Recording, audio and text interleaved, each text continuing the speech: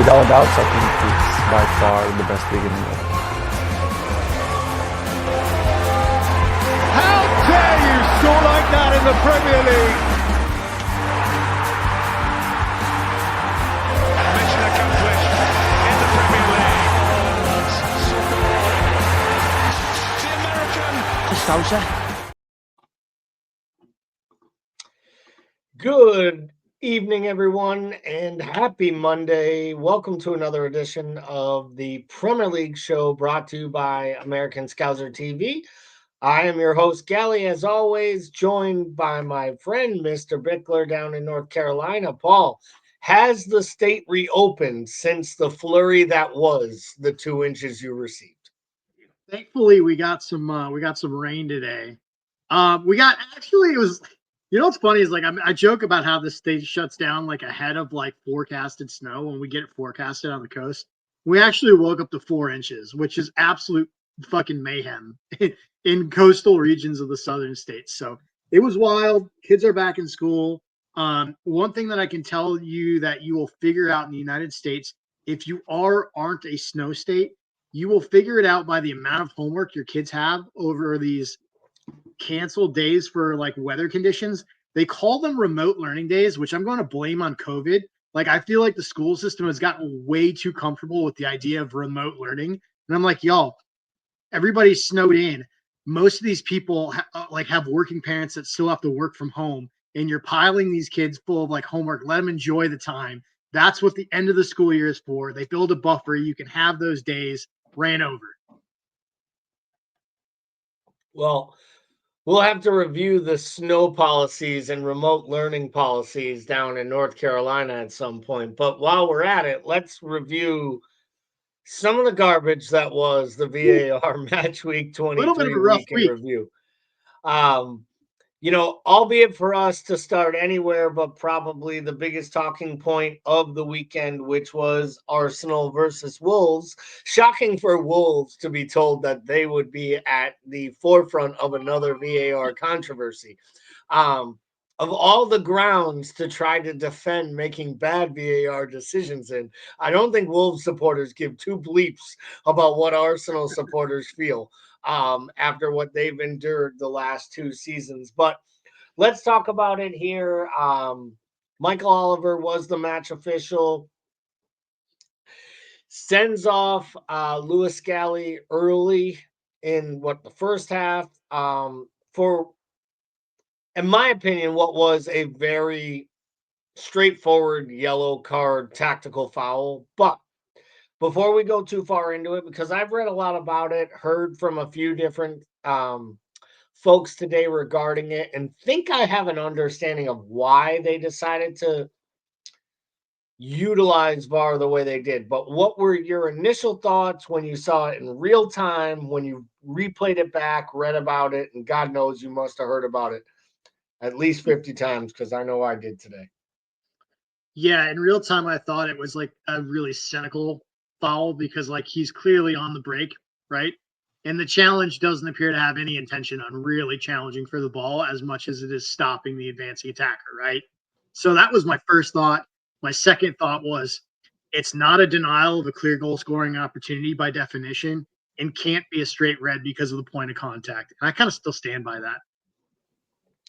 Yeah, I'm with you there. I guess I where I'm starting to come around to the understanding of the like actual use of VAR here is that because of how Michael Oliver describes the foul to the VAR as he describes it. So like they are in communication. I guess I didn't understand this. Like the referee actually tells the VAR what they saw through the intercom. And his argument was that there was no clear play for the ball, and the contact is above the ankle with studs. And therefore, in his mind, it was violent conduct. And it wasn't a denial of a goal scoring opportunity. That wasn't the reason. He gives the red card for the foul. Now, what I will say is this. This is that classic scenario of where we live in today's world, in my opinion. The Twitter sphere, the, whatever Elon's X's or whatever the hell we want to call it, or the weak, soft, snowflake blue sky, as some people like to refer to things, right? Like, doesn't matter which way you're finding your immediate interactions. I think there's opinions on both sides, because here's the thing. If he isn't trying to play the ball in any way, shape, or form, and he comes down above the ankle with studs, you could call that a red card. And I'll say this, for all the people out there saying this is I saw one pundit, I think it was Paul Merson, shocking, the Arsenal supporter, call it the worst call in Premier League history. Like, the most egregiously bad call in Premier League history. I will argue right now, and I'll raise my hand as a Liverpool supporter and show my unbias. That's not as bad as the penalty that was awarded to West Ham by VAR. Yeah, I'm with you. I get it. I still think if we see the still of it, like the still of this shot, I don't think that's like. I still think it's a yellow, just so yeah, we're clear. Because the point of contact to me is like, is it above the ankle? I think it's right around that area. I wouldn't say it's clearly above the ankle, considering that the point of contact on that foot, the foot's planted on the ground. So there's nowhere else that you're going to land unless you're right on top of the toe, right? Like, if you make any kind of like contact with that player, it's going to be around where his ankle is on, because his ankle's on the ground. Like, and I just didn't think, I think in the scope of this thing, like, to me, if you're calling that a straight red and you have players like Lisandro Martinez that leave both feet, like, throughout matches, like I just think, I don't understand. Like, to me, it was a yellow. Like, I just don't think, I don't know how you call that a straight red. If you're calling it a straight red, then we're getting a lot of reds in matches, in my opinion. Well, and this is where I come back to, the juxtaposed position, or, kind of the flip side of it is we talk constantly during this segment about wanting officials to referee the match that they see and what they see on the pitch. He was feet away. He felt like there was a violent act in that instance. I also think part of it is the fact that it is Arsenal, and Arsenal has been so boisterous all year long, and I think they've been in the refs' ears, and they've been telling people that they're agreed. I think it doesn't help that it's some 18-year-old kid that everyone is building up to be the next great thing. He was screaming at a match official from 3 feet away before the card even came out. He was already yelling like he didn't commit the foul. And I think it pissed off Oliver, to be real. Do you think we talk about process? Do you think any of it has to do with the fact of you're calling Michael Oliver over to take a second look at a monitor, knowing full well Oliver's stance on having to go review stuff at a monitor? He's been very vocal about, not wanting to do that. And it could be that's why he doesn't get sent over, why they just go with him. I just think it had as much to do with him describing why he did what he did, and then the VAR not being able to see anything in that replay that actually goes against what Michael Oliver said. Like, there was contact above the ankle. Was it enough to warrant a red card? I don't think so. But the match official who's 2 feet away has told you what he saw. You see the same thing on video. I almost argue, I don't know that there was enough to send him to the monitor to change that call based on what the rules say. And we've talked about this. This is about the process of it. So let's talk about the next one. That was probably the second biggest talking point, which was from the Liverpool match, which obviously was the Cisco potential red card against Endo. I don't remember what your stance was in our Discord chat, because by that point of the match, we had already shorted up and shut this thing down. So, brand new player, young player, happens to be a striker, not a, defender or a destroyer, gets a little egregious, goes a little high. Where do you come into this one? Should that have been a straight red? Were you okay with how the referees handled that? So to me, so we talked about that Arsenal one and basically holding up what the call is on the pitch. Like to me, this is like a straight orange, where like however you call it on the pitch, you could probably make the argument for. I think if I'm going red, it's because of the pace of play and how fast and hard he comes in, which it makes it clearly reckless, right? Clearly reckless and dangerous. I think if you're giving it a yellow, you're giving it a yellow because he comes in and he doesn't really, even though it appears that he catches Endo in the face, he kind of catches it with the broadside of his body. It's not a knee or an elbow, anything like that. I think if he connects with the face with a knee or elbow, we're probably talking straight red. I don't think there was intent in it. I didn't have a problem with there not being a red card there. I also think the player immediately shows contrition, like immediately. Yeah. And he knows he's in trouble. And I do think this is what I don't love. But we ask these referees to be like real people and like put themselves in the moment. Mhm. This is a kid who has just come on 30 seconds before to make his debut with a new club. Yeah. He's not a defensive midfielder. This is not,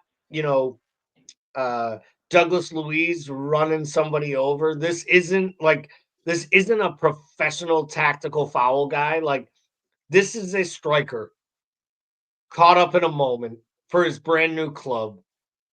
And I do think sometimes the referees give you the benefit of the doubt in that instance compared to if you're Lissandro Martinez or you're even Fabinho from days past, right? Like a guy who's been known to step on someone and leave one in on someone. I don't think that's this kid coming from Brighton trying to make his first moment be known with Ipswich Town. I will say this, I thought Endo handled it perfectly. He got up, he got his wits under him. He put in a couple tough tackles, right? Like he made sure that he got a few licks in as well. And I thought that was great. I thought it was a perfect scenario. I thought the match was actually really well officiated by the referee in the Ipswich Town match. And he's not one we've seen a lot of. I think he's one of these ones that's come up from the championship this year and is getting more and more Premier League matches. He's one of the better officials in the top division. And the reason I know that is I don't know his fucking name. Salisbury. He's been in the VAR review booth quite a bit, I think. But yeah, you're right. It's not one that we've seen as a head ref. And it's kind of ironic that he's seen 3 of these challenges, like essentially, like if this right, because he saw the one last year where he sent off Jimenez. What was it? Jimenez, right? For the foul. But see, in that one, I felt like he went higher and harder with the reaction, and it almost looked like he was intending on it. I genuinely think the combination of the Ipswich player going up and Endo kind of going down, I just felt like there was like a perfect storm that caused that foul to look the way that it did. So speaking of maybe the guy who runs this segment more than any other player in the Premier League, that would be Lissandro Martinez. So once again, the butcher, as I like to call him, was at it again. Leaves his feet, 2-footed tackle, absolutely misses the Fulham player. So once again, he's going to skate by with no red card or any additional problems, similar to what happened to him earlier this year when he did the same exact thing against Crystal Palace. So I guess my question to you is this, Paul. Is this an issue with how we're adjudicating these fouls? Or is this a scenario where, because when the panel looked at the foul against Palace, they actually agreed that it wasn't a red card and that they would have been wrong to issue a red card based on the intent of the foul because there's no contact. But all 5 ex-players raised their hands and said, that's an absolutely egregious tackle that has to be taken out of the game. So, like, is it just going to take him breaking some player's leg in 3 places and them being gone for 2-3 years, maybe their career being over, for this to be looked at and talked about? Or is this just one more fault in the application of the I tool? mean, I think the answer is probably yes, because I don't see any other change happening otherwise. I think what we have to ask ourselves is that common sense? Like, why does this tackle need to be taken out of the game? Well, you take it out of the game because you can shatter somebody's shin very easily with doing that, right? Well, what are we waiting for then? We're not going to call it unless it's connected and potentially ends a career. Doesn't make a lot of sense to me. Seems very reactionary. I would love to be a little bit like proactive in this scenario. So I would love to like proactively see us like root things out of the game. Like I would love us to be more proactive about like, actually consistently punishing diving. But like, I think we just continue to wait until an issue comes to a head. You know what it's going to take? It's probably going to take some young, promising English talent star in this Premier League, like a Cole Palmer or somebody, get their career ended before it stops. And I don't really understand. Like, my thing is like, you have a player that's a known issue. Like, and he just kind of seems to skate through. It's the craziest thing. It's like one of those things where like, we talk about in sports how sometimes these guys like reputations precede them and they get calls based on their reputation. Like Martinez seems to be one of those players that seems immune to that, and I can't figure out why. So last but not least, let's talk here about the Brentford match with Crystal Palace, the Embuemo penalty, the retake. So just a craziness. Like, this is one of these letter of the law, also like kind of unfortunate. So for those of you who don't know, Crystal Palace was adjudged to have conceded a penalty. I think it was LaCroix took down one of the Brentford players in the box, and Buemo steps up, takes the penalty, misses the penalty, hits the post, and in turn, it's determined that Mark Guy is encroached early. But in crazy fashion, because Embuemo hit the post and the keeper didn't touch the ball, Embuemo is not allowed to be the next player to touch the ball.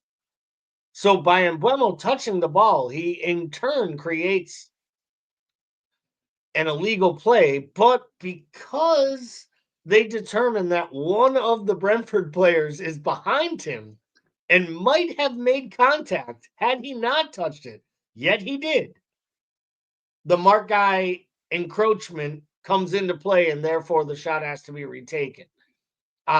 First off, how do we get past these encroachment calls, or like how do they change?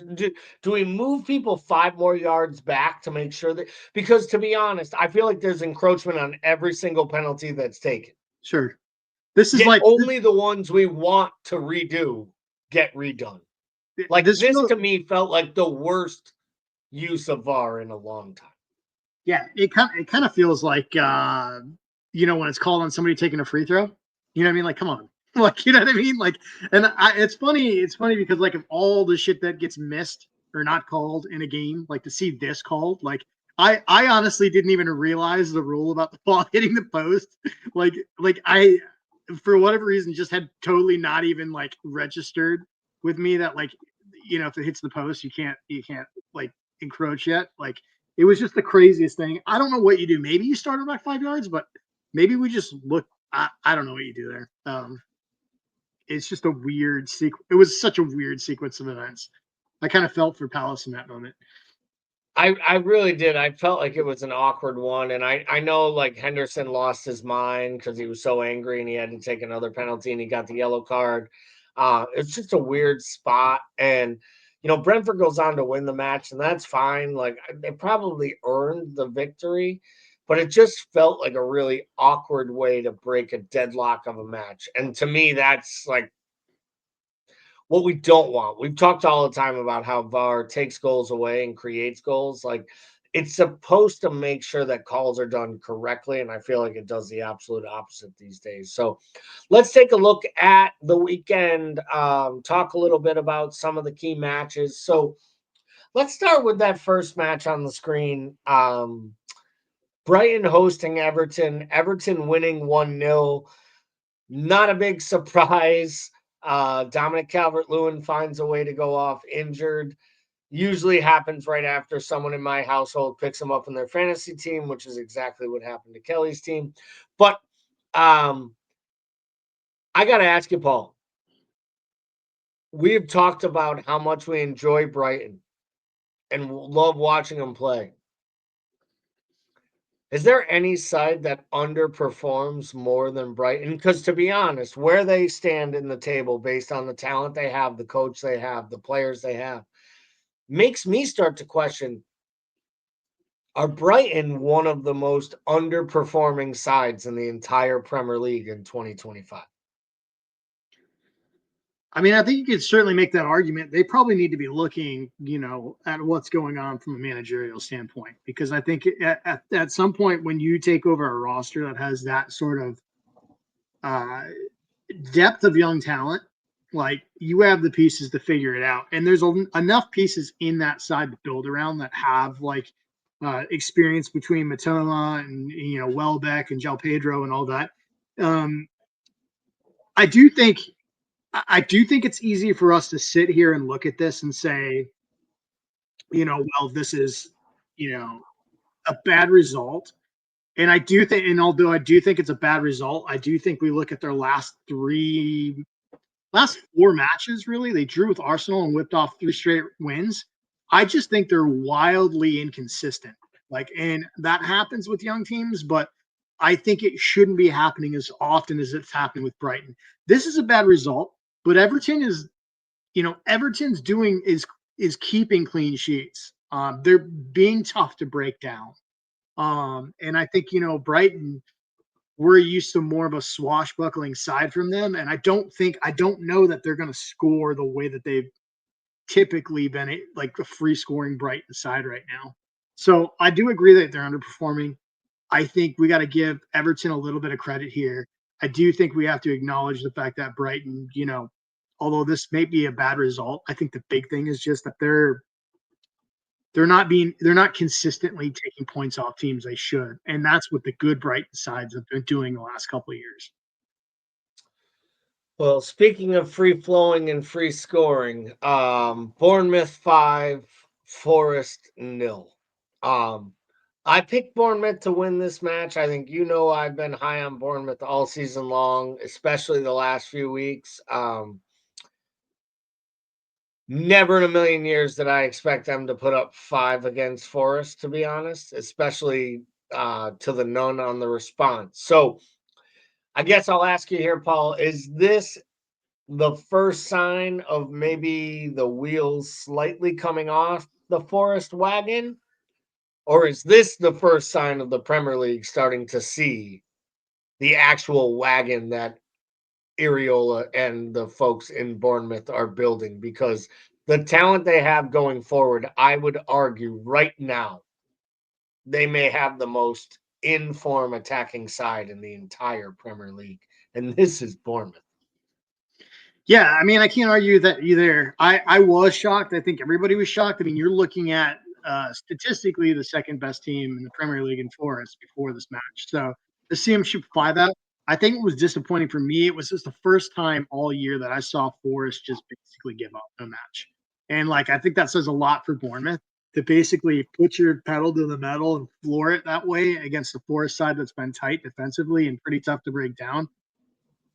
Not only did they do well offensively, I thought they did a really good job defending the counter early on, to the point where I think that's probably what left Forest to just sort of give up, is that the fact that they just didn't see an opportunity on the counter either. And that's a real credit to Bournemouth. So if we look at the last match of the weekend to talk about, obviously, I think it's probably the biggest match as far as sides we expect to be towards the top of the table, which was obviously Chelsea and City. City started 2 of their new boys in the 20-year-old central defender who had himself a nightmare of a match. We can talk a little bit more later in our stock up, stock down. I think I might have a little bit of City in that when we talk a little bit about these signings, etc. But what did you take out of that City match outside of the fact that really all Chelsea needs to make the next step forward is a new keeper?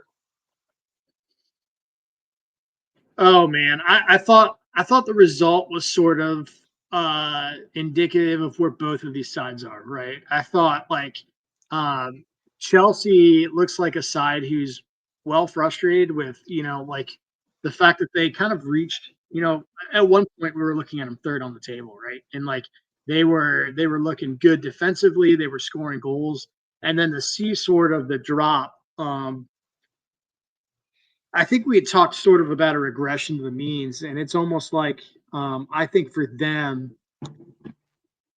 they've got a little bit of Brighton on them, where they've dropped essentially points in four straight matches, and they go rip off 2 wins out of 3, and then they drop this one. I think this one probably confirms what we've all feared a little bit with City, is the fact that City is starting to feel a little bit more confident.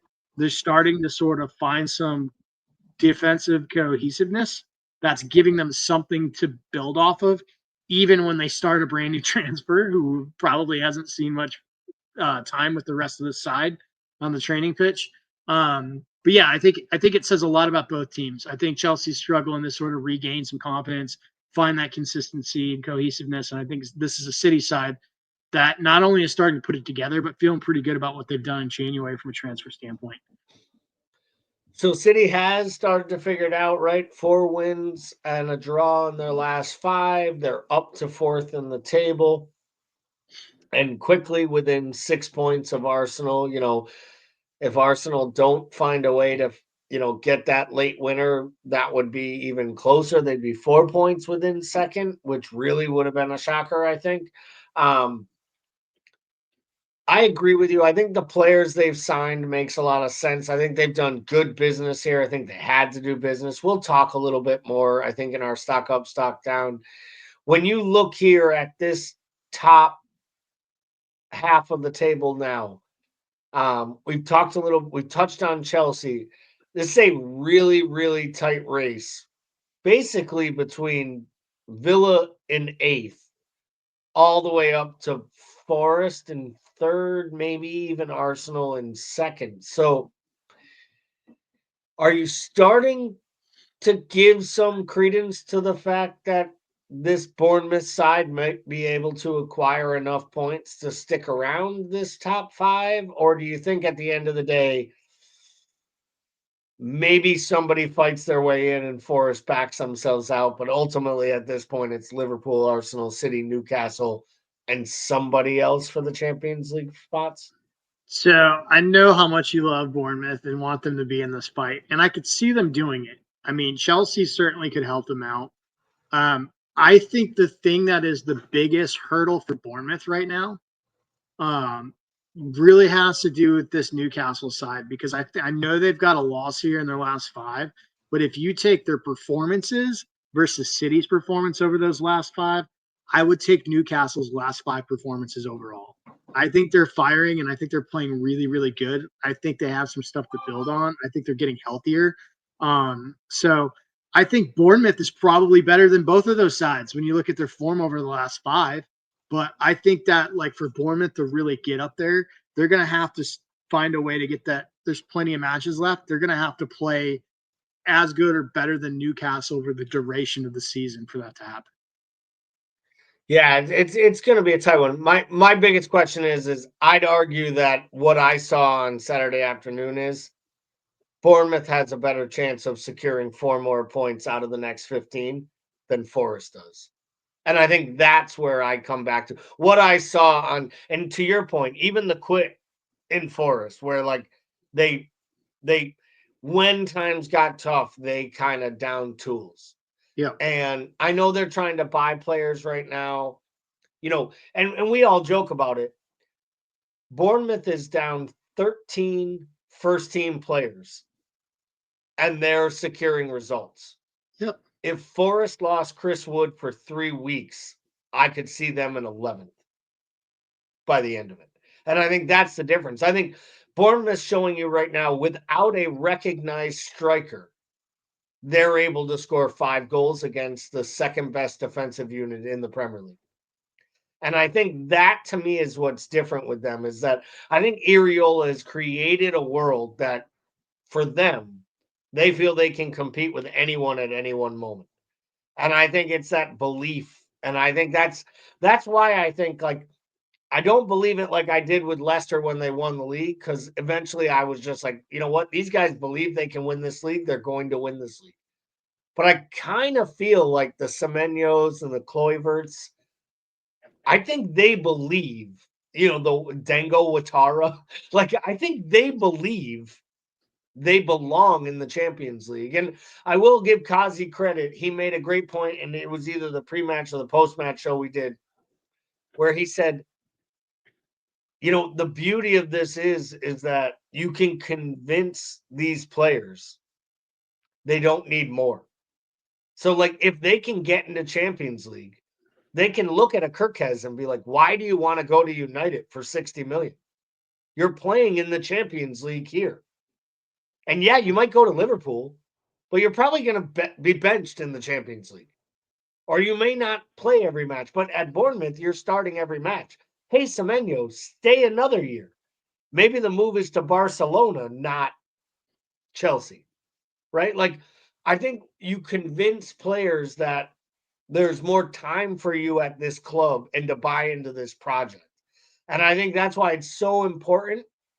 The sad part is, I don't think they're going to be able to convince the manager to stay.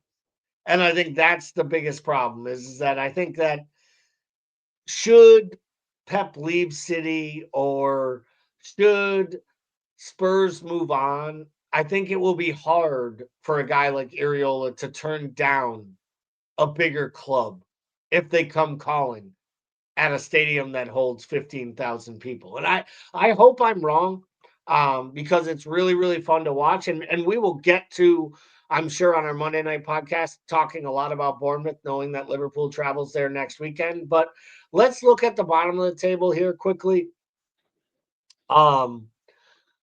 Obviously, we look down at that bottom section: Southampton, Ipswich, Wolves, and Leicester.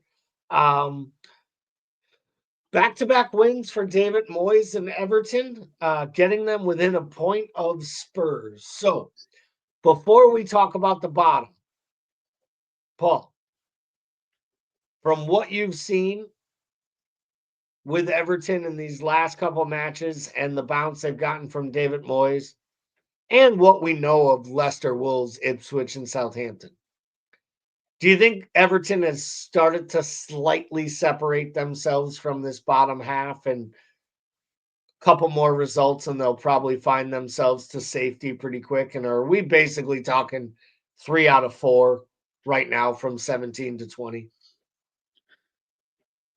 I think it's too early to call it for Everton. My hunch is that they've probably got enough with the new manager to bump them up and be safe again this year. This is feeling like deja vu all over again. When we kind of look down these matches, the next one's a big one. On Saturday, they play Leicester. You know what I mean? That's a 6-pointer. So I think obviously that's going to be the big one. Wolves can score goals. They also concede them at an hourly rate. So like, I think it's really going to come down to, can Everton get 3 points versus the 4 below, right? Like, I think that's what this is going to come down to. Yeah, I don't disagree with you. My bigger fear with Wolves is there's more and more talk that Cunha is really, really forcing his way out, and that he'll probably get his move by the end of the month. Most likely to Arsenal, it's looking like. Why would he want to go there and get buried on that depth chart? That's a weird move. I just think he thinks it's the allure of living in London. It's the allure of playing Champions League football. It's, you do forget he was a Atletico Madrid player at one point before moving to Wolves. So it's not like he hasn't been at a bigger club and not played a lot of minutes. So he understands kind of some of those luxuries. Personally, He's probably mates with Martinelli too, so that makes sense. I don't know.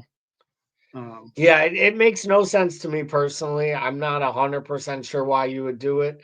He also had a fallout with the new manager after one of the matches. So maybe, and obviously the guy's got a two-bit head. He started fights with the opponent's physios in different matches. So let me ask you about Leicester at this point. They had a big win, obviously, against Spurs, which I'm not even sure that can be quantified as a big win at this point. But it was a big win for them. I have no faith in Leicester City staying up.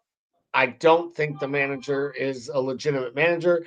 I would argue the only player at the club right now that the rest of the Premier League would fight and vie for is the goalkeeper. I think the goalkeeper will probably be the starter at Chelsea next year because that's Maresca's kid. He gave him his shot. He loves the player. I'm shocked he didn't go in for him this summer and didn't get him. I think he might be a top. Block all your ears, Irish folks inside our Discord channel. I think he probably is a top 5 goalkeeper, and that even includes the backup goalkeeper at Liverpool. The saves he makes, the expected goals against, expected volume, his underlying numbers are unbelievable, and that's all with a poor defense. Outside of that, is there another player you actually could see many folks in this league actually being interested in? Because I'll be honest, I can think of 5 players on Southampton that I think 50% of the Premier League would want between Dibbling, Fernandez, even Walker Peters as a squad player. Can't think of that many players on that Leicester side that anyone would really be that interested in building. Someone's going to be interested in their left back, Christensen, the Dane. So I would think by default Brentford would pick him up. Like, Fair, very fair. Justin James has been, or James Justin. Sorry, he's been. He was rumored to Liverpool for a long time. I mean, now he's 26. I think somebody would probably want him. There's some pieces here, right? But I think I'm in agreement with you. So I think we've already relegated Southampton essentially. If we feel like Leicester's down, it really is just saying like, hey, who do we think is stronger, Ipswich or Wolves, right? Because if you look at this Leicester, like if you look at these their fixtures, they have Everton next, right? After that, they have United, Arsenal, Brentford, West Ham, Chelsea, United, City, Newcastle. That's tough. That's a tough run. Like, I think if you're looking at that, you got United twice. Maybe you can take points somewhere there. West Ham's in there and Brentford. Those are your best opportunities. Like, that's not great for them. Yeah, I struggle with seeing how they stay up. I think they go right back down. And what's crazy is I saw one Premier League prediction person talking today about how they expect the 3 sides coming up next year from the championship to be weaker than these 3 sides. And The I'll tell gulf you what, is I watched a lot of championship football. It has not been great this year. And you're back to Leeds and Sheffield United at the top. We've seen this before, So I think we're getting to the point where, like, we always talked about how the EPL was a league of parity. I think those days are gone, man. And I think you can really see it in how weak these championship sides are that are coming up. Yeah, I mean, this will be 3 years in a row if the 3 go down, that the same 3 that came up went back down, and that's like everything that's not supposed to be about this. Like, what was cool about the Premier League was a team like Huddersfield could come up and then find a way to stay Right. up. Like, it was impressive that Huddersfield found their way to the Premier League. It was more impressive that they found a way to survive for a season. Yep. And the idea that, like, we're at this point of these yo-yo clubs, whether it's Norwich or, and the idea that yo-yo clubs will be the size of Leeds United, that's even more disappointing. Because you get a club like Leeds back, you want them to have a few years to build on something and see if they can rebuild. This is all got to be a side effect of TV revenue, right? you would have to think that, because like you can't invest if you're coming up from the championship, right? It's so much harder to invest in a way that keeps you in the Premier League now. Like that's the only conclusion that I can make, is that we've gotten to the point where we have so many competitions at the top level. You have to build your squad to such a depth that, like, if you're coming up out of the championship, I think it's just very, very hard to build a squad that can compete on all levels, and B, even at the league level. Like, I think it's just really tough when you're running up against teams that have established that league revenue. So let's take a look here at the matches coming up next weekend. So obviously Saturday, the slate kicks off with Forest and Brighton, the 7:30 match. 10 a.m. we have a slew of matches. Newcastle, Fulham, Ipswich, Southampton, a huge 6-pointer at the bottom. Everton and Leicester, another 6-pointer at the bottom. Crazily, maybe the match of the week is Bournemouth hosting Liverpool. And then, of course, you have Wolves Villa at 12:30 on Saturday. And then the Sunday fixtures, United, Palace, Brentford, Tottenham, Chelsea, West Ham, and the match of the weekend, Arsenal hosting Manchester City. So let's start with that one, Paul. First and foremost, what do you expect? And are you like me and expect City to actually show up and put in a performance? Because for some reason, I feel like, to your point, City's been building a little momentum. And I almost feel like this Sunday might be the day that they lay the marker down. That might have a lot to do with how Wednesday's performance goes, because should they not get a performance and a result against Club Brugge, and if they're knocked out of the Champions League, I could see a little bit of a hangover effect.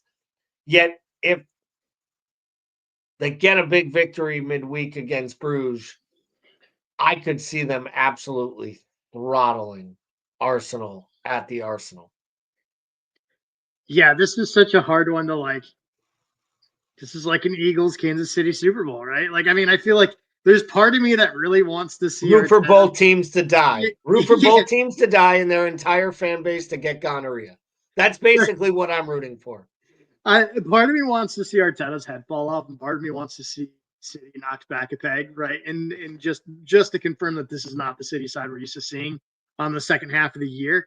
But like, my head says this is the opportunity that City's been waiting for, which is to kick the door down and announce that they're back, right? Like, and I think there's so much momentum right now for them, and I think the fixture lines up just perfectly. And I think time and time again, Pep has shown that, like, when these games come up and there's a chance to make a statement, they generally make a statement.